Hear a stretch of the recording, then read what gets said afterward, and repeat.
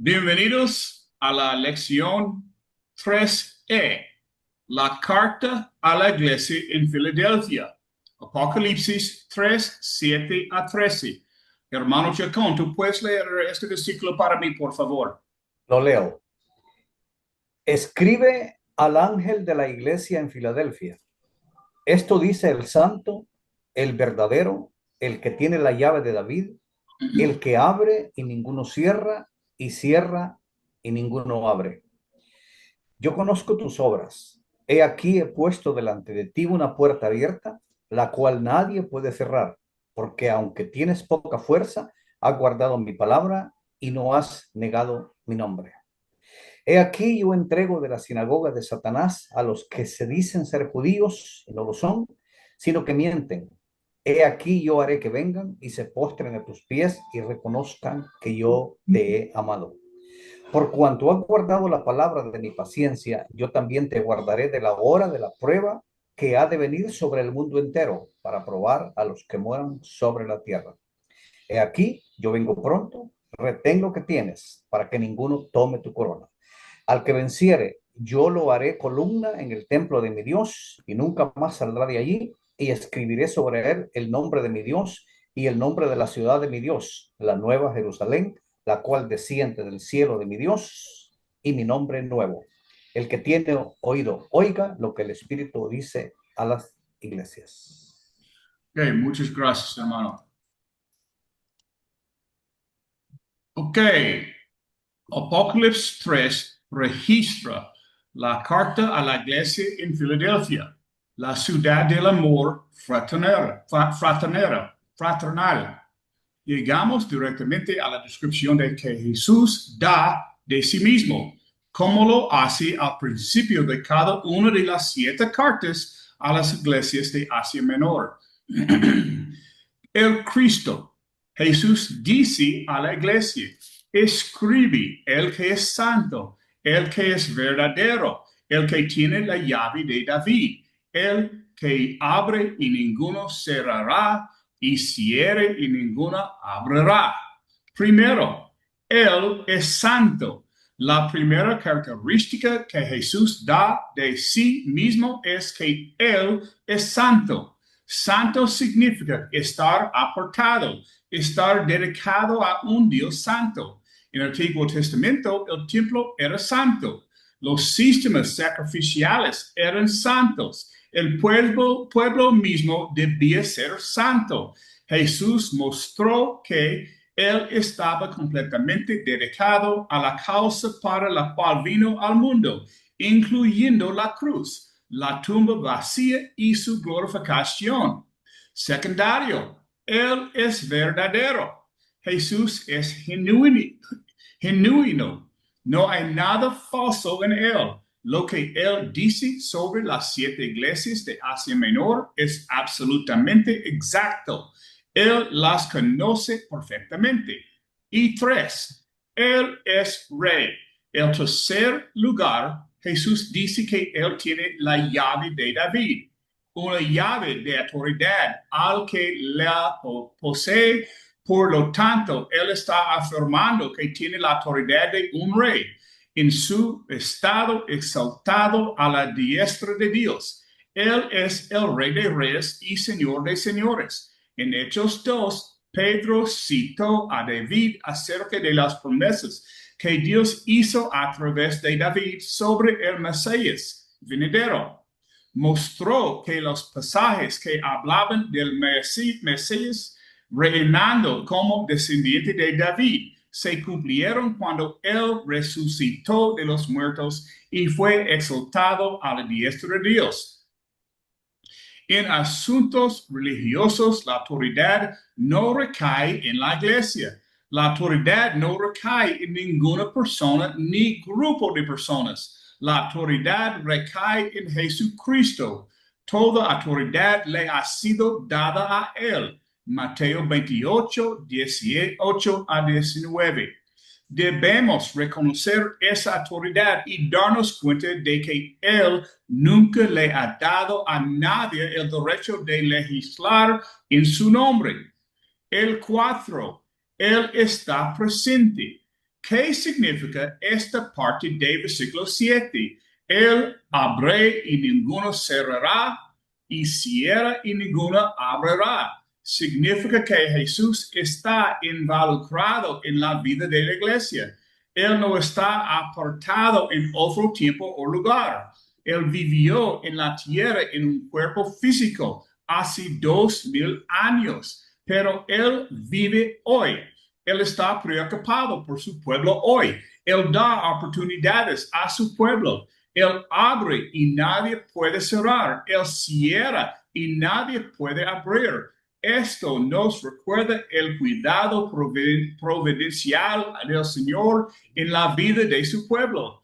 Cada descripción que Jesús da de sí mismo en las cartas a las 7 iglesias nos hace amarlo más. Saber que tenemos un Salvador como Él nos hace querer agradarle más.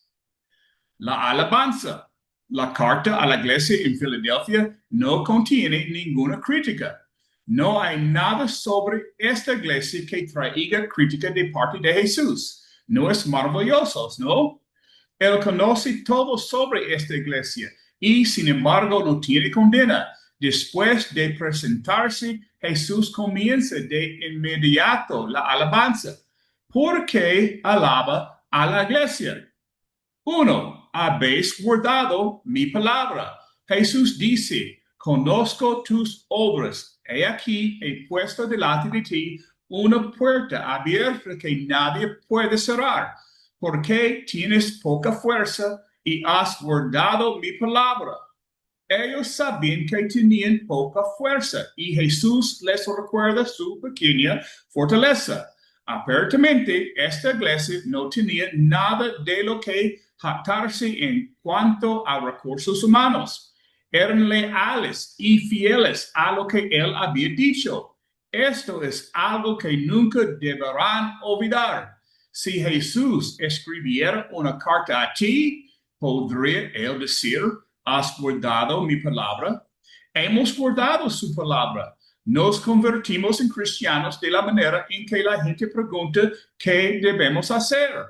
Lee la respuesta de Pedro. Arrepentíos y sed bautizados en el nombre de Jesucristo para perdón o remisión de vuestros pecados. Así es como pensamos a medida que seguimos, queremos ser fieles. Queremos hacer lo que Cristo nos pide hacer. Solo entonces se podrá decir de nosotros que hemos guardado su palabra. Qué maravillosa alabanza para la iglesia en Filadelfia. Número 2. No negaste mi nombre. Se puede negar el nombre de Cristo de muchas maneras. Se puede negar al aceptar a Jesús como el Hijo de Dios. Se puede creer que Jesús es lo que Él dijo ser, pero nunca haberlo aceptado. Se puede haber aceptado su voluntad para la vida, pero vivir como si no hubiera aceptado. Esta iglesia no negó su nombre. 3. Tienes una oportunidad.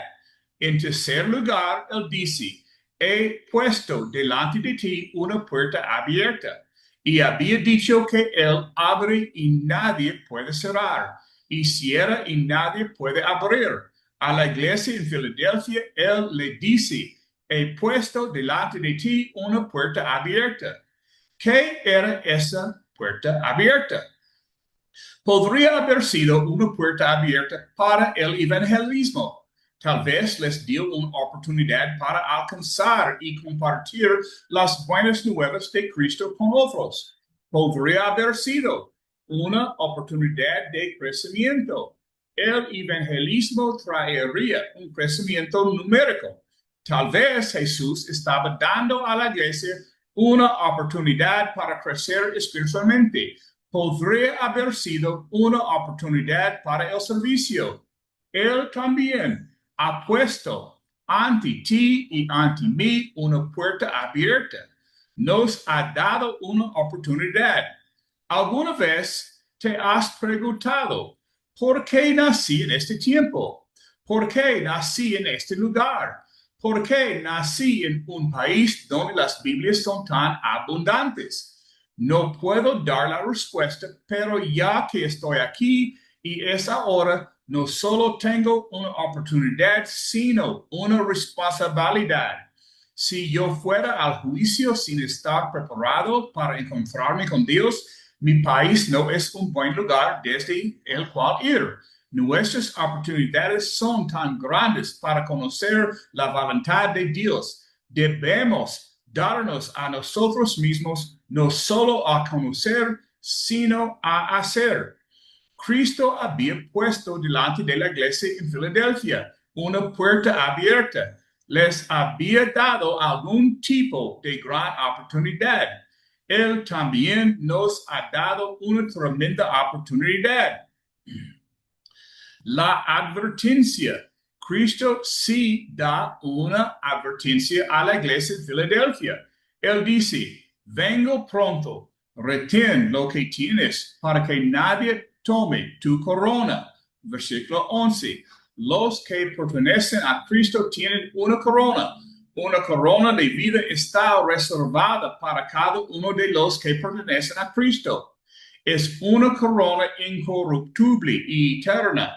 En 1 Corintios 9:24, Pablo habló de aquellos que corren para una corona perecedera, mientras que los cristianos corren para una corona imperecedera. Jesús dice que nadie tome tu corona. Yo tengo una corona de mi vida reservada para mí. No debo permitir que nadie me la quite. Es posible perder esa corona, pero no la perderemos sin darnos cuenta. Podemos dar nuestro permiso. Puede ser arrebatada por el diablo y sus seguidores. Jesús dio una advertencia en estas cartas que nadie tome tu corona. Y la consolación. La carta cierra con una promesa triple. Primero, a los que vencieren, Jesús dice, lo haré columna en el templo de mi Dios. Versículo 12. A los fieles, Él promete permanencia y seguridad. Él está diciendo, lo haré seguro. Segundo, Él dice, yo no saldré de ahí jamás y escribiré sobre él el nombre de mi Dios y mi nuevo nombre. Versículo 12.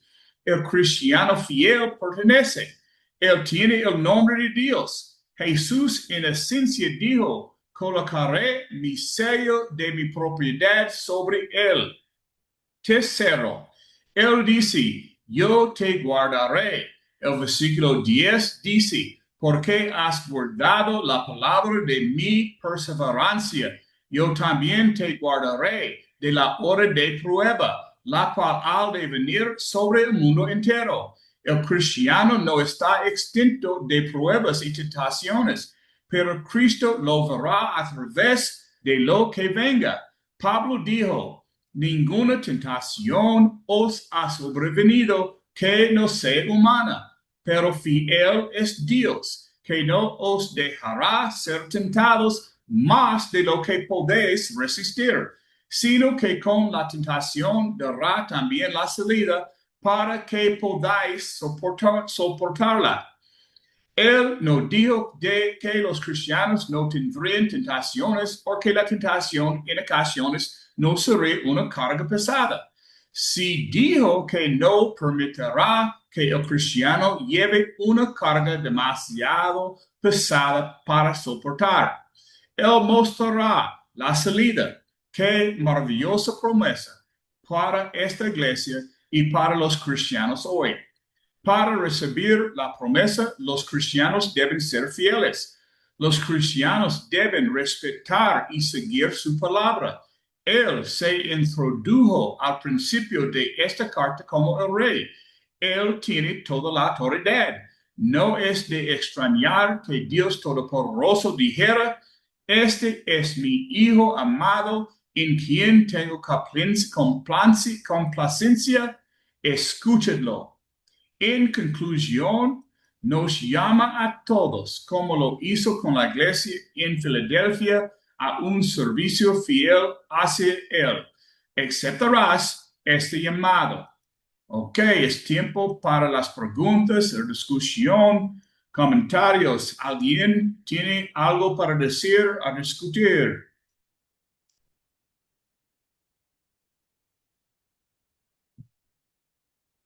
¿No?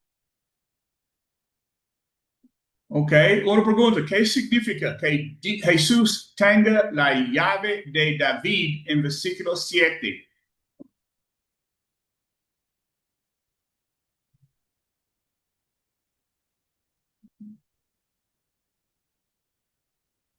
¿Nadie sabe?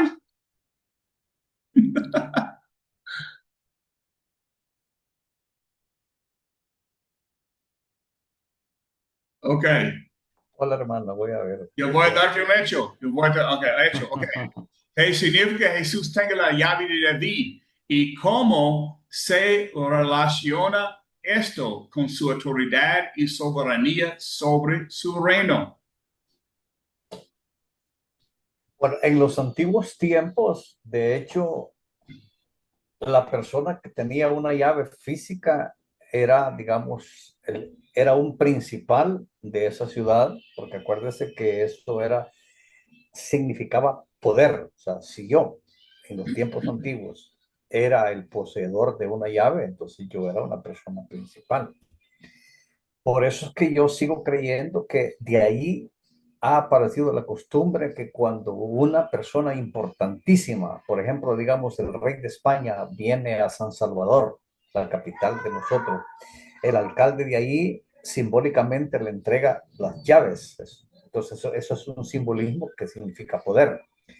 Cuando Jesús está aquí diciendo que él tiene las llaves del, del trono de David, bueno, de hecho sabemos que él es de la descendencia de David y que él tiene todo el poder, toda la gloria por los siglos de los siglos. Yo eso es lo que puedo decir. Hay más, pero vamos a dejar para Erlis o para encontrar más.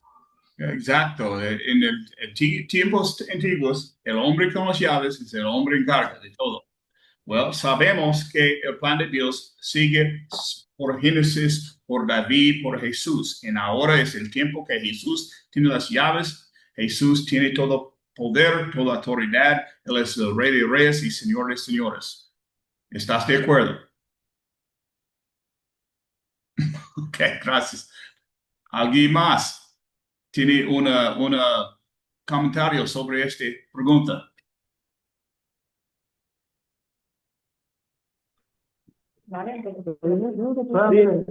Sí, hermano, ahí también, igual que el otro con Tito Interpreto, ¿no? ¿Cómo está? Salud. Todo bien, todo bien. Sí, Gracias.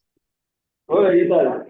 Que Jesús tiene la autoridad total, una autoridad que la ganó por el sacrificio que hizo en la cruz, al cargar todos nuestros pecados y se cumplió la profecía o la promesa que le hizo a Abraham. En tu simiente serán benditas todas las naciones. Y ya su autoridad es total tanto en el cielo como en la tierra. Eso es lo que quería decir. Ok, gracias. Entonces, eh, para hablar sobre el mismo tema, definitivamente las notas que tengo son lo mismo que explicaba Jacob desde ese tiempo. De hecho, hoy podemos apreciar esas prácticas, ese homenaje que se hace a personalidades importantes.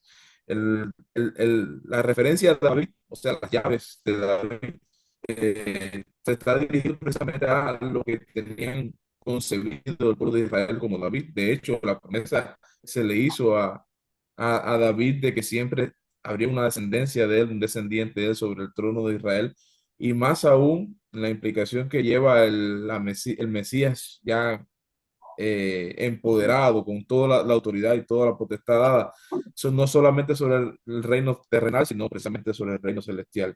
El heredero del trono de David, el heredero de las promesas que se había hecho a Abraham, y por supuesto con el que tiene real capacidad para abrir o cerrar las puertas del reino de Dios. Es como queriendo decir, Él es el que entra, él es el que le permite entrar, Él es el que permite salir, no es Pedro, no es San Pedro, Es Jesús el que da entrada realmente, el que hay que arriba a su puerta, a su entrada. De hecho, en el versículo 8 creo que usted lo dirá, también se habla de una puerta, que hay una que nadie puede abrir y nadie puede cerrar, ¿verdad? Entonces Jesús también se refirió a sí mismo como la puerta, siendo él mismo el que da la entrada y es el mismo el que da la entrada a quienes no obedecen su palabra. O sea, es el versículo el legado de la tradición judía con el simbolismo de David para que entiendan, para que vean la referencia. Gracias, hermano. ¿Alguien más? ¿No? ¿Ok? Otra pregunta. ¿Cómo puede la iglesia hoy ser como la iglesia fiel en Filadelfia que guardó mi palabra y no negó mi nombre? Versículo 8. Especialmente en un mundo que presiona a los creyentes a comprometer su fe. ¿Cómo puede la iglesia hoy ser como la iglesia fiel en Filadelfia que guardó mi palabra y no negó mi nombre, especialmente en un mundo que presiona a los creyentes a comprometer su fe? I mean, Erlich, tú vives en los estados, ¿sí o no? Sí, ok, hermano. Hay Ciertamente, mucho el mayor presión. riesgo que hemos tenido, que ha tenido la iglesia en toda la historia, evidentemente ha habido la influencia del mundo caído de la gracia de Dios, que está contaminado con todas las corrientes de pensamiento y toda la influencia del maligno, pues no es de extrañar que a cada esquina, a cada paso que demos en la sociedad, hay una influencia en contra de la iglesia, en contra del camino, en contra del plan de Dios. Entonces, ¿cómo podemos mantenernos fieles? Cómo podemos mantenernos firmes para guardar la palabra y no negar el nombre? Pues yo creo que la fe está desde el principio, el mismo Jesús. Si perseveramos en su palabra, llegaremos a ser verdaderamente sus discípulos, guardando su palabra. Aquí lo estamos viendo. ¿Cómo podemos guardar su palabra? Pues lo primero que tenemos que para guardar algo es tenerla, es recibirla, es apropiarnos de ella y realmente poder tenerla en poder. No podemos, yo no puedo guardar la palabra de Dios, sino de la misma manera no puedo guardar algo que no tengo en mis manos, en mi poder. Entonces, lo primero que tenemos que hacer es conocer su palabra, ver qué quiere Dios, cómo podemos hacer esto a través de los estudios de la Biblia, adentrándome en ella, entendiendo qué quiere Dios de mí y poniéndolo en práctica. Entonces, hay una sola fórmula en este sentido a través de las generaciones, desde el principio. Es conoce lo que Dios quiere, ponlo en práctica y a pesar de lo que venga, sigue haciéndolo como Dios quiere. Hay una frase que nosotros conocemos y es que a los apóstoles a que no hicieran las cosas y ellos dijeron, ¿a quién vamos a temer? ¿A quién vamos a obedecer? ¿Al Dios o a los hombres? Tendremos que siempre seguir a Dios porque sabemos la recompensa que tendremos. Entonces, teniendo en presente la palabra de Dios, podremos recordar en todo momento las promesas que tenemos. Y si recordamos esas promesas, pues entonces vamos a tener la interés y la capacidad de ser fiel, porque sabemos lo que esperamos, lo que perderíamos si no fuésemos fieles. Entonces, un detalle importante, conoce la palabra de Dios, aprende tus promesas para que siempre piense en ellas y te aferres a esa promesa que Dios te ha hecho. Yo tengo suficiente años, suficiente edad para ver los modos de hombres cambian. Cambian en iglesias, pero la palabra de Dios es siempre lo mismo, como Dios es siempre lo mismo. Dios estaba, o era lo mismo antes de tenemos una tierra, Dios va a estar lo mismo después todo este quemar, ¡pum! Estamos en cielos. Entonces, una iglesia debe cuidarse con mucho temor y estudio para siempre seguir la palabra de Dios, no del modo de hombres. Yo vi iglesias que hicieron cosas o invitan cosas contra la palabra de Dios dentro de su iglesia. Y then en 10 años, 15 años, tiempos cambian, en ellos cambian sus creencias. No, hay solo una palabra de Dios en una creencia en esta palabra, no hay no más. ¿Alguien más quiere decir algo sobre eso? sí, volver sobre lo mismo, mi hermano, si me lo permiten. Lo que usted decía es algo importante. Hay personas que piensan adaptar el evangelio a los tiempos que se están viviendo, al país donde se está predicando, como si el evangelio necesitase de ser adecuado a las personas, sería transformado, moldeado al país. Cuando nosotros sabemos y tenemos que descubrir, en caso que los hermanos no nos hayamos dado cuenta, el evangelio es atemporal, no está diseñado para un tiempo en específico, es para todas las edades, para todos los tiempos. Y es acultural, no depende de una cultura. ¿Necesitamos a la cultura judía para entender algunas palabras? Sí, pero el mismo evangelio se desprende de la concepción judía para expandir la salvación a todo el mundo. De manera que tampoco está atada a la cultura judía. No necesitamos ser judíos para ser salvos, porque es para todo el mundo. Entonces, es atemporal y, perdón, no depende de ninguna cultura. El evangelio es simple y sencillo para que todos podamos entenderlo. Entonces, no cabe eso de que vamos a alabar con un ritmito con salsa tropical, o vamos a ponerle, como dicen aquí a veces, efectos de luces, o vamos a hacer esto. No, no, eso no es así. El evangelio te plantea cómo se debe adorar a Dios, cómo se debe buscar a Dios, y eso es para todas las personas, no importa dónde estén, ni en la época en que estén viviendo. Ok, Chacón, tú tienes tu manito subido. Sí, sí, hermano, yo no iba a opinar, pero es que este Erlich me encendió el foquito. Entonces aquí prácticamente tenemos que recordar dos cosas. Una cosa es obedecer y otra cosa es darle honor. Uno obedece el evangelio y hace justo lo que la Biblia enseña. Pero a veces en el darle honor, que es lo que Erlich acaba de estar explicando, ahí es donde entra la cultura, las costumbres y mis gustos. Entonces yo, creyendo que le estoy dando honor a Dios, meto, por ejemplo, un pianito, una salsita, un reggaetón y unos humitos que salen así bien lindos en los escenarios. Y yo estoy sincero, creyendo estarle dando honor. Entonces, en eso de darle honor a Dios hay que tener cuidado. Entonces, una cosa es darle honor y otra cosa es obedecer. Me quedo. Ok, Rolando, ¿alguien ahí quiere decir algo? Sí, escuchamos también lo que decía el hermano Erlich y Sacón.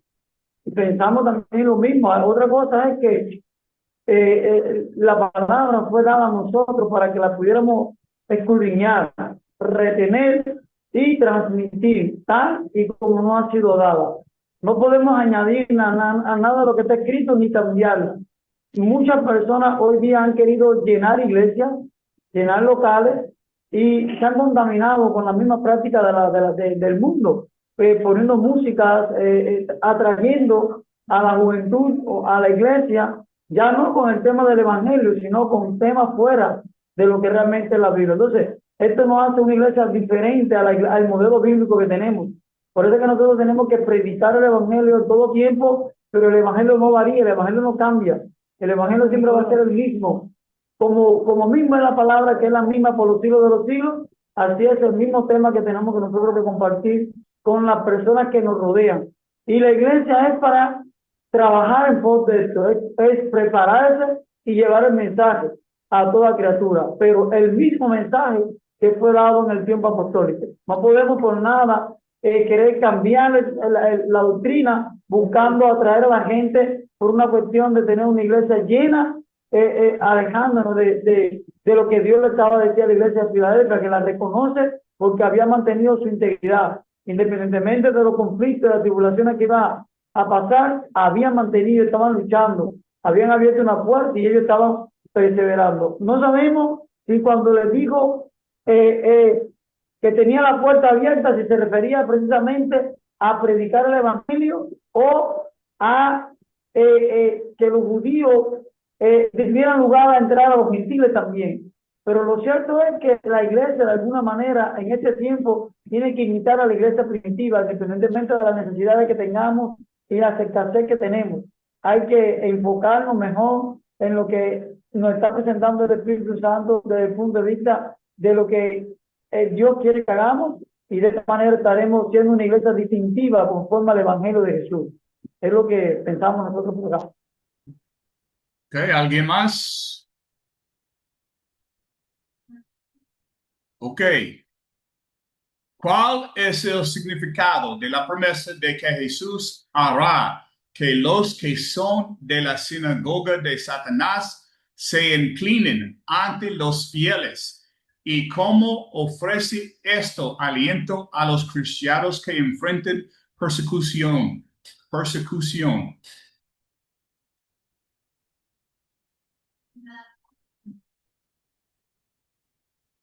Esta es una pregunta un poquito más profundo.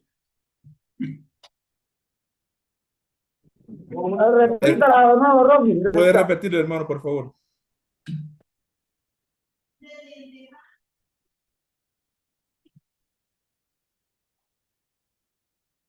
¿Pudiera repetirle, hermano Rocky, por favor? Oh, repetir. ¿Cuál es el significado de la promesa de que Jesús hará que los que son de la sinagoga de Satanás se inclinen ante los fieles? ¿Y cómo ofrece esto aliento a los cristianos que enfrentan persecución? A mí sabemos en la segunda venida, cada rodilla va a doblar antes de Jesús, y cada lengua va a confesar que Él es el Rey de Reyes y Señor de Señores.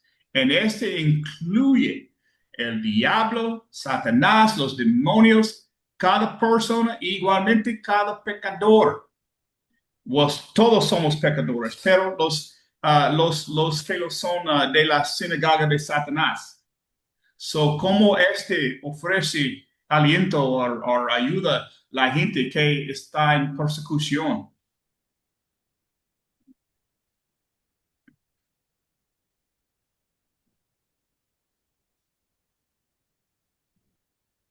Andrés quiere hablar, parece. Ok. Cuando estaba en la escuela, en el colegio, la clase novena, novena. Hola, ¿tú quieres ir adelante? ¿Tú quieres hablar? Hermano, en esta parte yo interpreto que a Israel ya no se le va a reconocer la parte espiritual, el poder espiritual que Dios le había dado, sino ya esto vendría ya a la iglesia del Señor, y que ellos en realidad a la larga o a la corta se iban a postrar a los pies de la iglesia que el Señor formó por el sacrificio hecho en la cruz. Es decir, que Israel ya su parte espiritual ya no era tan reconocida, sino más bien al nuevo pueblo creado por Dios a través de la prédica del Evangelio. A eso es a que me refiero.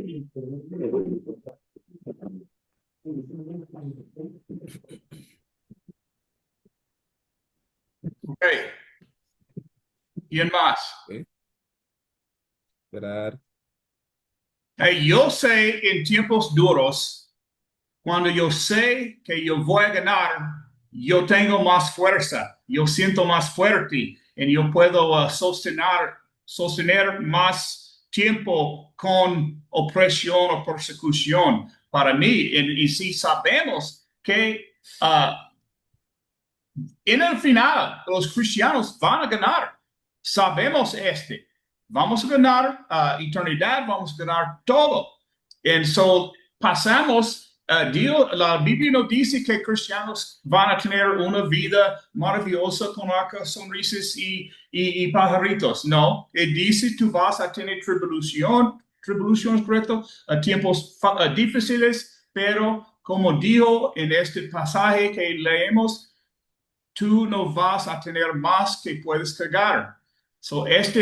Debería ser algo para alentarse a la gente bajo de persecución.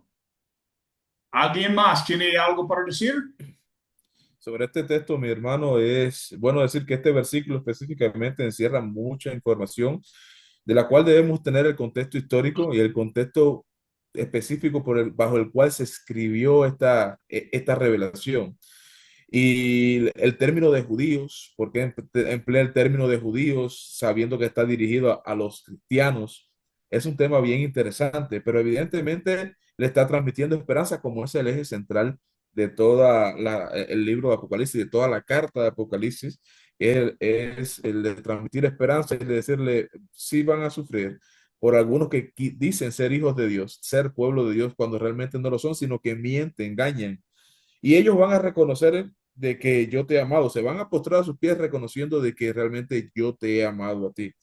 Esto de la sinagoga de Satanás, que se va a entregar de la sinagoga de Satanás a los que se dicen ser judíos, está también poniendo el foco de atención a los no cristianos, de los no cristianos, en un movimiento que no era el cristianismo puro. O sea, es un método de disuasión que solamente la iglesia de Cristo debe entender a qué se estaba refiriendo. El pueblo de Dios él simbolizaba, o sea, estaba representado por los judíos. Hoy sabemos que ya no son los judíos, como decía Andrés, pero sí para mucho tiempo, para muchas personas en esa época, acuérdense que el judaísmo se había expandido y tenían sinagogas donde quiera, en todas las ciudades tenían sinagogas. De manera que las autoridades que sí perseguían a la iglesia no iban a sospechar específicamente sobre este término, sino que se iban a enfocar precisamente hacia los judíos.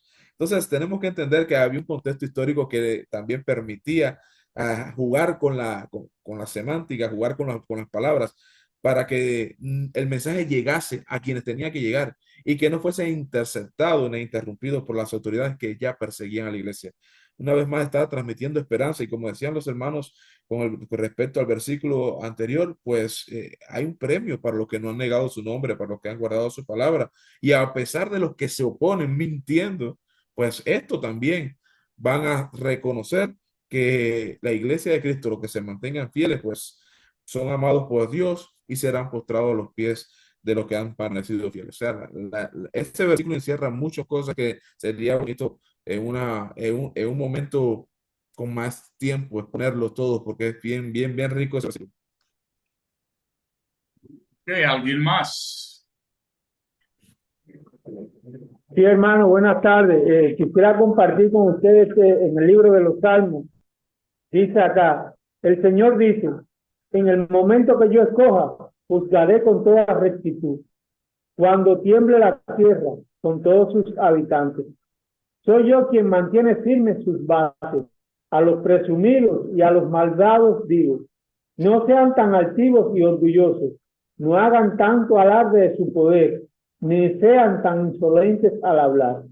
Pues el juicio no viene ni del este ni del oeste, ni del desierto ni de las montañas, sino que el juez es Dios.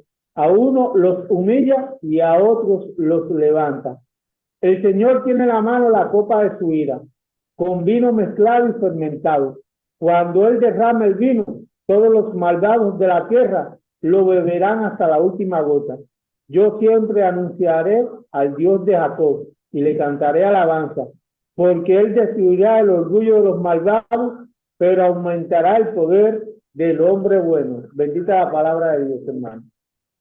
Amén. Ya.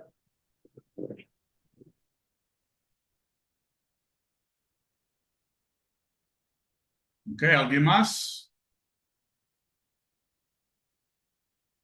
Ok. Próxima pregunta. En todos deberían tener una respuesta por eso. ¿Qué significa retener lo que tienes para que nadie te quite tu corona? Y ¿cómo pueden los creyentes asegurarse de permanecer fieles hasta el final? So, ¿qué significa retener lo que tienes para que nadie te quite tu corona? ¿Y cómo pueden los creyentes asegurarse de permanecer fieles hasta el final? Yo prediqué un sermón hace un año en el número cosa tú puedes hacer para asegurar su corazón, tu alma, leer tu Biblia. Leas tu Biblia. Ponga la palabra de Dios en tu mente, en tu alma, cada día, cada mañana, cada noche. Este es un ejemplo que yo tengo. Leer tu Biblia. Ponga la palabra de Dios no solo en tu mente, pero en tu vida. Vive la palabra de Dios. Sigue las instrucciones. Ok, próxima persona. Yo no tengo que hablar todo el tiempo.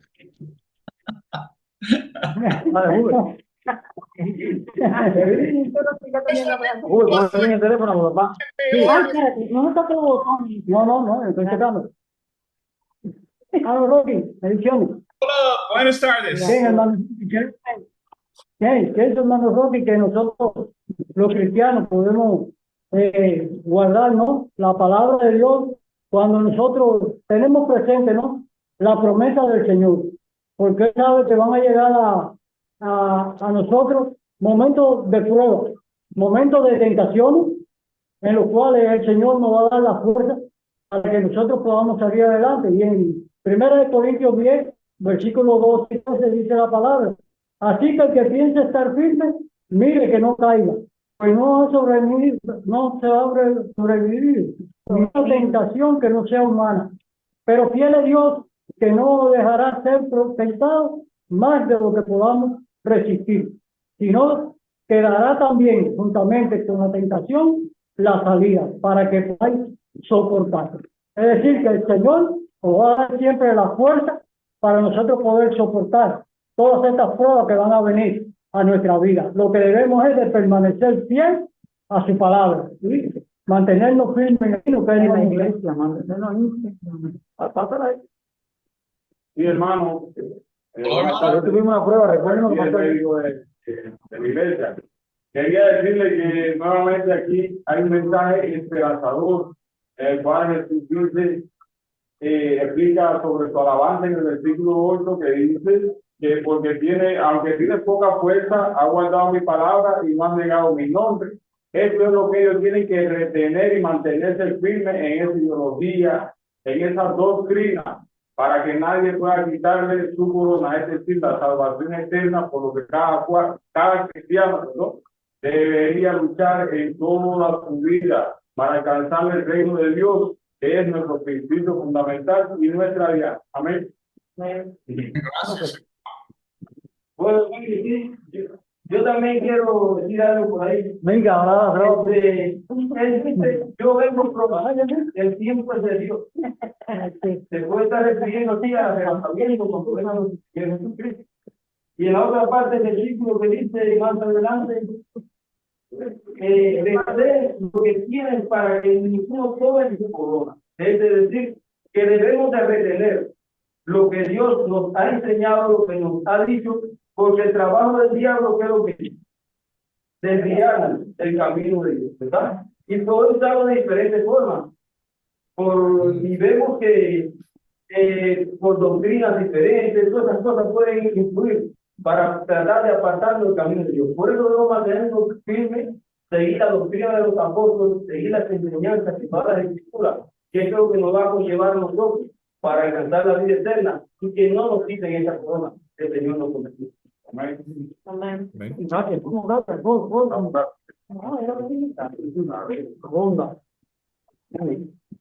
Amén. Por aquí, Katia, bendiciones, hermanos. A ver, bueno, el mensaje está más que claro.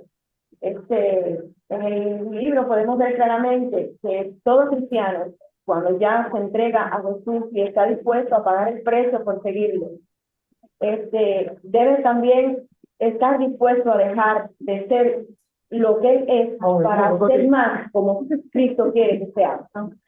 Y eso puede también representar una corona, o sea, dejar de ser como nosotros somos para convertirnos más o ser más como Cristo quiere que sea. Porque si no lo hacemos de esa manera, evidentemente no vamos a alcanzar la corona. La corona en este caso nos está refiriendo a la salvación. Y esa es la que debemos luchar, perseverando todo el tiempo, en toda oración, como Él dice en su palabra, con toda súplica amándolo mucho más y tratando por encima de cualquier circunstancia de ser realmente como Él quiere que sea. Sin eso no vamos a alcanzar la corona y debemos de luchar como cristianos para que no nos la arrebaten. No dejar no podemos dejar que nada nos la quite. Amén. Rápido, hasta que termine, ministro. Hola, Rocky. Hola. Piensa que bueno, retener todo lo que tenemos es retener lo que el Señor nos ha dado en nuestras manos, lo que realmente Él ha puesto para que nosotros hagamos. Sobre todas las cosas, retener la doctrina de nuestro Señor Jesucristo, que es lo que debemos permanecer en ella, para no desviarnos, para así poder alcanzar la corona. Esa doctrina que nos identifica como iglesia, porque el mundo tiene muchas denominaciones, pero nosotros somos diferenciados del mundo por la doctrina que nuestro Señor ha puesto en nuestras manos. Es lo que quería decir. Vamos, ministro, todo el mundo. Okay. Esa es la última pregunta, ¿no? Hermano, no preocupes, yo voy aquí. Dios bendiga. Quería decir que lo primero que tenemos es una promesa de parte de Jesús, que viene pronto. Y eso quiere decir que nosotros también en ese momento que llegue vamos a ser resucitados todos, que es su promesa. Pero como el día de mañana no nos pertenece, dice que cada día debemos de perseverar en su camino, llevando su palabra, predicando el evangelio y perseverando en la doctrina que los apóstoles nos han dejado a nosotros también. Pero es que debemos perseverar constantemente y guiando al rebaño que tenemos nosotros como ministros. ¿Para qué? Para que no se pierda ninguna. Y la corona de vida que nos han prometido, para poder alcanzarla, debemos de permanecer perseverando en su doctrina. Amén. Amén, gracias, hermano. ¿Ah, no? Ok, Erlich. Otra pregunta. Ok, Otra pregunta. hermano, voy a abordar sobre el tema. En el texto específicamente se menciona de que viene pronto, que retenga todo lo que tiene esta iglesia, todo lo que tienen los cristianos en este lugar, y efectivamente esa doctrina, evidentemente hay que retener la doctrina, pero que retenga también las obras que ha hecho conforme a la doctrina que ha aprendido, o sea, ese buen testimonio que ha ganado delante de Dios, porque fíjense bien, dice que esta iglesia ya tiene una corona, lo que no quiere es que nadie, ninguno la tome, y dice en 2 Timoteo 2:12, dice, si sufrimos, también reinaremos con él. Porque la corona hace referencia no solamente a la salvación, sino como que la salvación es algo importante, algo maravilloso. No es meramente librarnos quizás de un accidente, no se refiere a eso. Tenemos que entender la salvación como Dios se la está mostrando. No es simplemente librarme de algo malo, de un catarro, de una gripe. No es así. También decía en Apocalipsis, y esto es importante, ya tenemos esa corona. Apocalipsis capítulo 5, versículo 10 dice, y nos ha hecho para nuestro Dios reyes y sacerdotes, y reinaremos sobre la tierra. Entonces ya somos reyes, ya tenemos esa corona de gloria, esa corona de vida que Dios, Jesucristo vino a darnos a depositar, no porque la merezcamos, sino porque Dios precisamente nos las ha concedido a través del sacrificio de Cristo y de la obediencia que hemos tenido en el Evangelio. Y más adelante en Apocalipsis 26 habla algo parecido. Bienaventurado y santo el que retiene parte en la primera resurrección, el que tiene parte en la primera resurrección. La segunda muerte no tiene potestad sobre estos, sino que serán sacerdotes de Dios y de Cristo y reinarán con él 1000 años. Nosotros somos hechos reyes y sacerdotes, estamos reinando en vida, en la vida de Cristo, y lo que principalmente quiere decir que estamos ahí en la presencia de su gloria. Y eso es lo que significa también la corona para nosotros. Vamos a ser salvos para habitar en su gloria, para estar en su presencia, delante de él, con un galardón importante, o sea, con gloria realmente para lo que hemos o para lo que realmente podamos resistir hasta el último momento y retener todo lo que todo lo que Dios nos ha dado. No miremos la salvación como un mero acto de que me libraron de algo malo.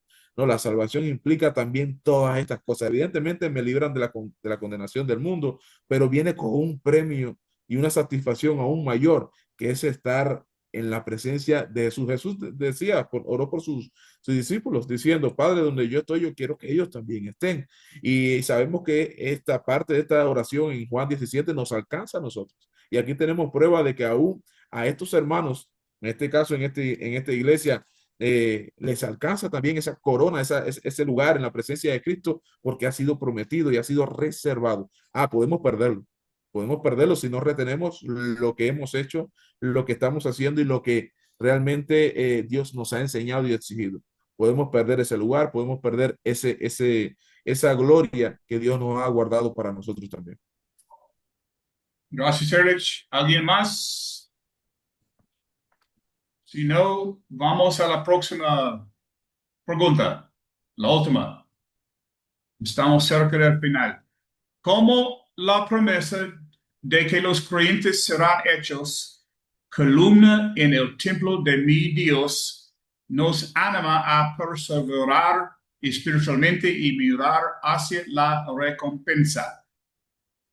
Como la promesa de que los creyentes serán hechos columna en el templo de mi Dios nos anima y perseverar espiritualmente y mirar hacia la recompensa.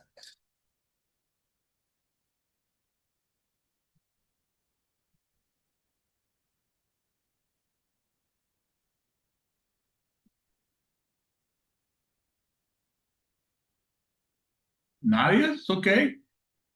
¿Por qué tú corres en una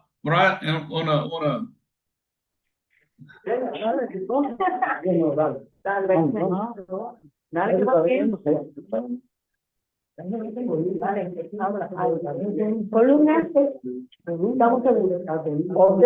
Columnas que ya estamos firmes. Bueno, nosotros como iglesia, la iglesia es columna y baluarte de la verdad.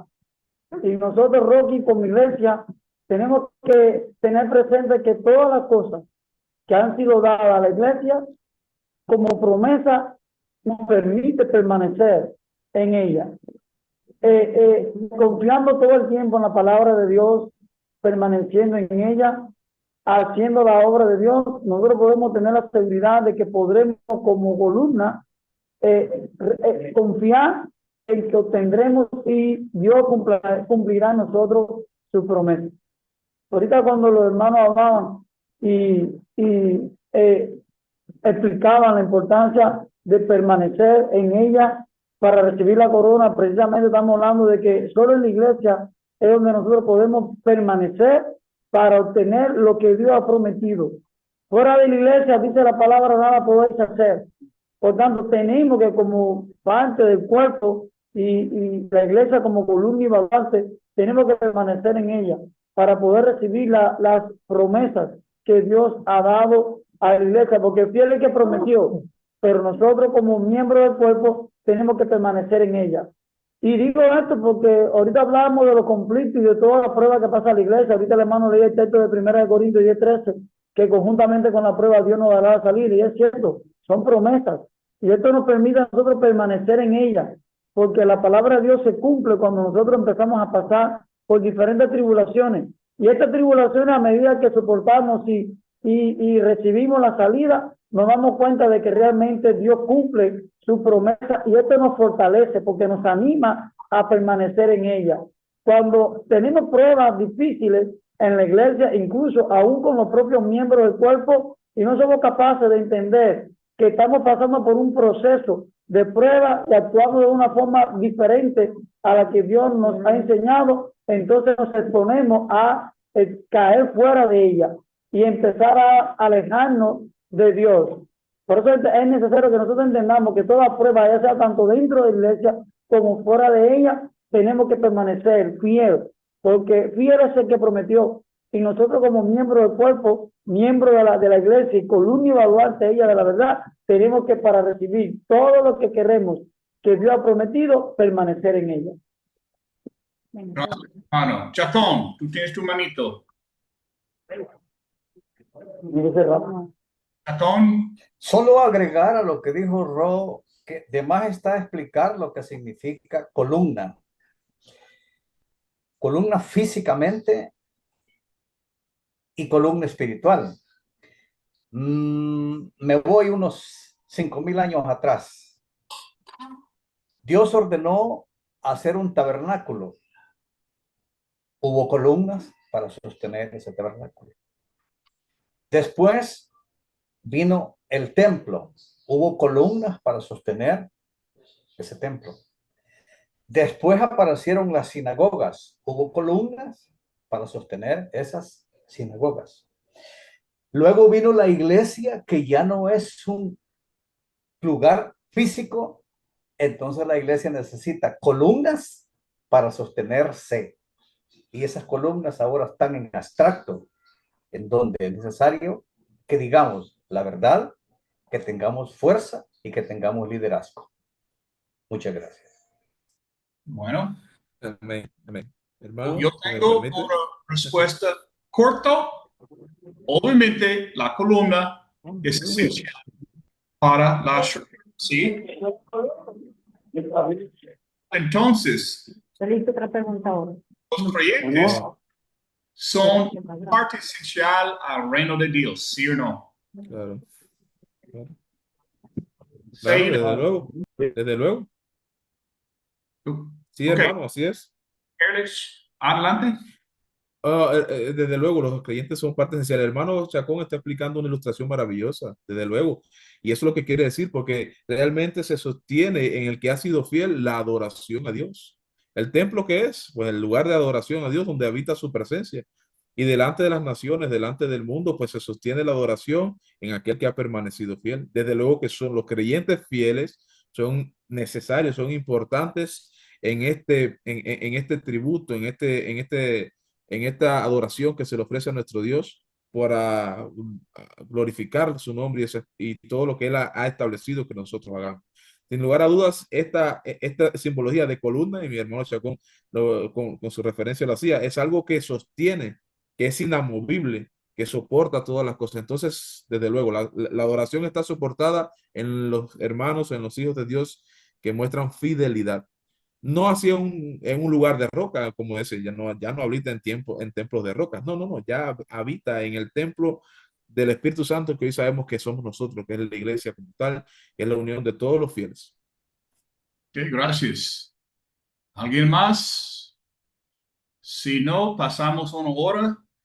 Rolando, hay un cubano puede orar por nosotros y podemos cerrar esta sesión. Ok, el hermano viene, vamos a orar. Ángel. Bueno, hermanos, si estamos listos, oremos. Padre nuestro que estás en los cielos, te damos gracias en esta noche por poder estar todos aquí reunidos en tu maravillosa presencia, porque eres grande y siempre nos proteges, velas por nosotros y nos guías en cada momento de nuestra vida. Te damos gracias por esta clase, por los hermanos que la han impartido y la sabiduría que ha transmitido a cada uno de nosotros. Te damos gracias por todos los que hemos estado aquí reunidos y que podamos llegar a nuestros hogares con bien, los que debemos viajar, y poder seguir reuniéndonos y consagrándonos los unos a los otros para continuar en este bello aprendizaje. A través de tu Hijo te oramos y decimos amén. Amén. Gracias.